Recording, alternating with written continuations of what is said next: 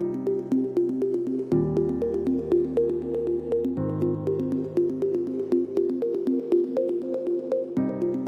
यीशु मसीह के नाम में आप सबको जय मसीह की। मेरा नाम पास्टर अभिषेक कुमार है और मैं आप सबका footsteps of my saviour project में स्वागत करता हूं। और आज हम बात करने वाले हैं निवास स्थान के बारे में, जो है तंबू, परमेश्वर का निवास स्थान। और हम इसमें से 3 बातों को सीखने वाले हैं। वो 3 खास बातें जो हमें निवास स्थान तंबू से परमेश्वर के बारे में सीखने को मिलती है। और वैसे तो बहुत कुछ हमें सीखने को मिलेगा, बट जब मैं बाइबल का अध्ययन कर रहा था तो मैं इस तंबू के अंदर देख रहा था। इस तंबू के अंदर परमेश्वर की दिल से जुड़ी 3 बातों को मैं समझ पाया। सबसे पहली चीज हम ये समझेंगे कि ये तंबू क्या है, उसका जरूरत क्यों पड़ा। जब यूसुफ मिस्र में गया और वहां जब एक बड़ी प्रजाति वो लोग बन गए, इसराइल एक बड़ी प्रजाति बन गए, तो मिस्र में फिरौन ने क्या किया, उनको बंधुआई में ले गया, उनको मतलब गुलाम बना लिया। बहुत सारे अत्याचार उनके साथ हुए हैं और 450 साल तक वो लोग वहां पर गुलाम थे। फिर वचन बताता है कि परमेश्वर ने उनको छुड़ाया।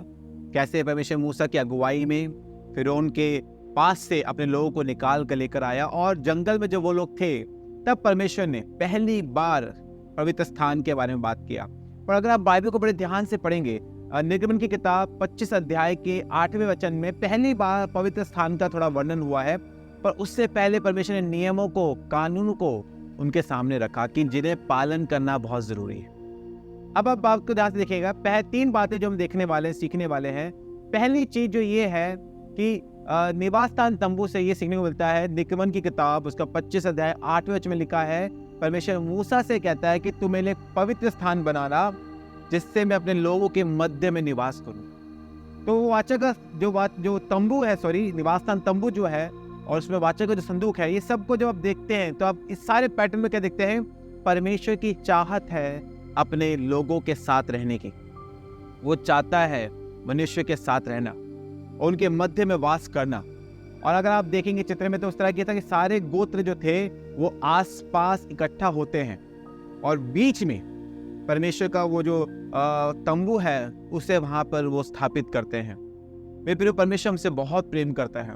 जब आप तंबू की ओर देखते हैं, तंबू क्या है? परमेश्वर खुद मनुष्य के बीच में निवास कर रहा है, क्योंकि वो उनसे बहुत प्रेम करता है। वो उनके बीच में रहना चाहता है, वो उन्हें अपने बारे में बताना चाहता है। मेरे प्रियो, इसलिए जब भी मैं तंबू की ओर देखता हूँ, मेरे को दिखाई देता है कि परमेश्वर अपने लोगों से कितना प्रेम करता है। समस्त ब्रह्मांड को बनाने वाला सर्वशक्तिमान परमेश्वर मनुष्य के बीच में वास करने को तैयार है। इससे आप ये जान सकते हैं कि परमेश्वर हमसे कितना प्रेम करता है। हालेलुया।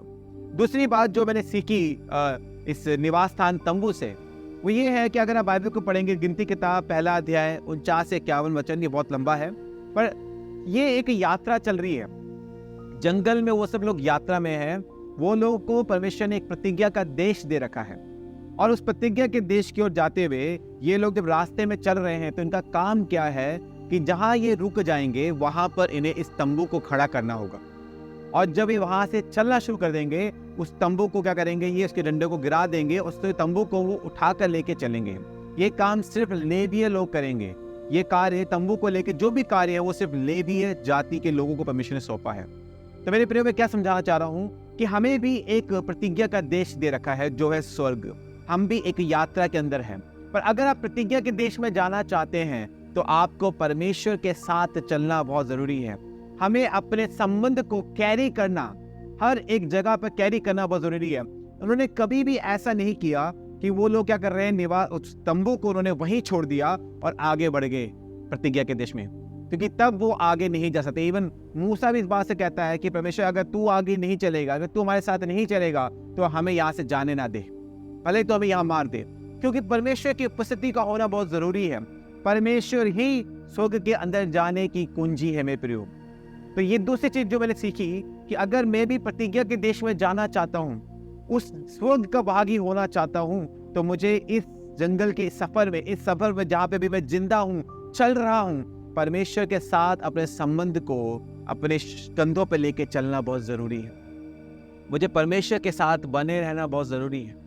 उसी के द्वारा ही मैं इस प्रतिज्ञा के देश में जा सकता हूँ, वरना मैं इस देश में कभी भी प्रवेश नहीं कर सकता हूँ। ये दूसरी बात जो परमेश्वर ने मुझे सिखाई। और तीसरी बात, अब बहुत ही बड़ा ब्रॉड टॉपिक है जो मैंने आपके सामने सिर्फ टुकड़ों में रख रहा हूँ, वो ये है कि जब आप जो ये निवास स्थान तंबू है, उसका जो पैटर्न है वो एक तरीके से आप बोल लीजिए ब्लू प्रिंट बोल लीजिए, एक तरीके से मैप बोल लीजिए कि कैसे आप परमेश्वर के नज़दीक आ सकते हैं। क्या एफर्ट्स या क्या स्टेप्स हमें लेने बहुत ज़रूरी है कि हम परमेश्वर के करीब आ सके।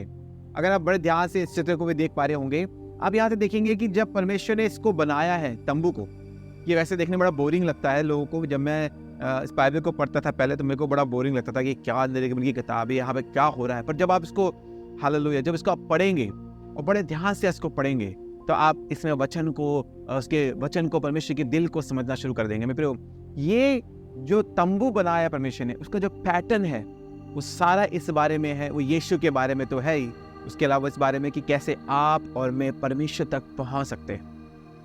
जैसे आप देखते हैं कि जब आप अंदर घुसते हैं तो सबसे पहले आपको होम वेदी दिखाई देती है। होम वेदी काम है बलिदानों को चढ़ाने का। और उसके बाद जब आप आगे आते हैं थोड़ा सा, उसमें लिखा कि पीतल की खोदी है जिसके अंदर पानी होता है, और जब भी याजक अंदर जाते हैं उन्हें अपने हाथों को, मुंह को धोना होता है उसके अंदर। उसके आगे आप देखते हैं कि जब वो पवित्र स्थान में पहुंच जाते हैं, वहां पर दीपदान रखा हुआ है, वहां पर एक मेज है जिसके ऊपर रोटी है, और आगे जाकर धूप वेदी रखी हुई है। और उसके बाद आता है महापवित्र स्थान जहां पर वाचा का संदूक है, और उसके ऊपर करूब बने हुए हैं। उस करूबों के ऊपर परमेश्वर कहता है कि मैं वहां पर उपस्थित होऊंगा, वहां मैं तुझसे बातें करूंगा। परमेश्वर ने मूसा से कहा। मेरे प्रियो, आइए इसको समझे कि कैसे परमेश्वर हमें दर्शाता है कि जब पहली चीज आती है वो है होम वेदी। जब आप परमेश्वर के करीब आना चाहते हैं तो सबसे पहले इस बात को समझेगा, पूरे डिजाइन को समझेगा कि उसके आसपास परमेश्वर ने क्या कर रखा है। तंबू के आसपास जो महापवित्र स्थान, पवित्र स्थान है, उसके अलावा उसके आसपास परमेश्वर ने टेंट से लोगों को बोल रखा है कि उसके आगे एक बाउंड्री बना रखी है। मतलब आपको पहले बाहर की दुनिया से कट ऑफ करना बहुत जरूरी है। वो होगा आपकी लाइफस्टाइल को चेंज करने से, आपके अंदर डिसिप्लिन लाने से। और जब उसे कट ऑफ कर देंगे तब आता है तो पहला चरण, क्या परमेश्वर करीब आ रहे हैं, वो है आपको बलिदान करने हैं। आपको अपने पापमय जीवन का बलिदान करना है। उन आदतों का जो आपको पाप की आदतें लगी हैं उनका बलिदान करना है। और जब आप उनका बलिदान करते हैं और तब आप परमेश्वर के करीब जा सकते हैं। ये पहला स्टेप है जब बलिदान करते हैं। दूसरा स्टेप जो है पीतल की होदी कि वो है आपका बपतिस्मा। देखिए ध्यान सुनेगा, परमेश्वर बपतिस्मे को लेके बहुत गंभीर है। उसके ऊपर शीघ्र मैं ये वीडियो बनाऊंगा, बपतिस्मा क्या है, क्यों जरूरी है, लेडी लोगों को परमेश्वर ने क्यों सेवकाई के लिए इस्तेमाल किया, सब पे मैं वीडियो बनाऊंगा। पर उसके आगे आप समझिएगा कि परमेश्वर ने जब पवित्र आत्मा का बपतिस्मा का मौका हमें मिला, परमेश्वर ने पानी के बपतिस्मे को खारिज नहीं किया। दोनों बपतिस्मा बहुत जरूरी है। तो जब आप पहले बलिदान करते हैं उसके बाद आपका बपतिस्मा लेना बहुत जरूरी है, बहुत ज्यादा जरूरी है। प्रियो, परमेश्वर हर जगह बपतिस्मे, अगर आपके पास मौका है तो आपका बपतिस्मा लेना बहुत जरूरी है।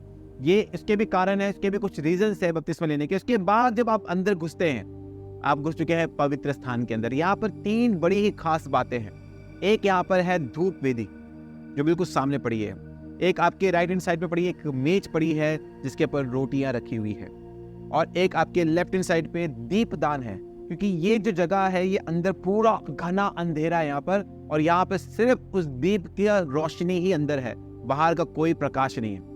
मेरे पर ये वो जगह है लाइफ के अंदर जहां पर मेज को अगर आप देखते हैं, मेज और उसके ऊपर जो रोटियां रखी है, मेज दर्शाता है फेलोशिप को, रोटियां दर्शाती है परमेश्वर के वचन को। मतलब आप परमेश्वर के वचन के साथ संगति रखते हैं, आप ऐसे पुरुष बन जाते हैं। और फिर आपके आगे रखा है धूप वेदी। धूप वेदी दर्शाता है प्रार्थनाओं को, वो प्रार्थना के जीवन को।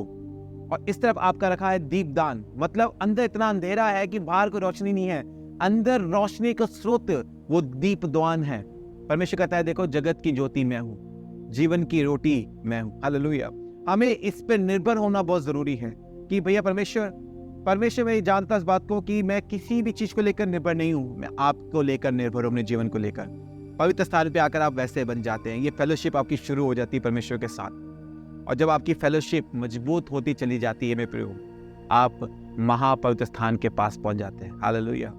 तो जब आप वाचा, क्योंकि ये बहुत ही बड़ा टॉपिक है, बहुत ही ब्रॉड टॉपिक है, अगर आप इंटरेस्टेड हैं तो कमेंट करके लिखिए, बताइए कि हाँ मैं इस पे वीडियो बनाऊं और आपको इस तंबू के बारे में अच्छे से डिटेल में बताऊं।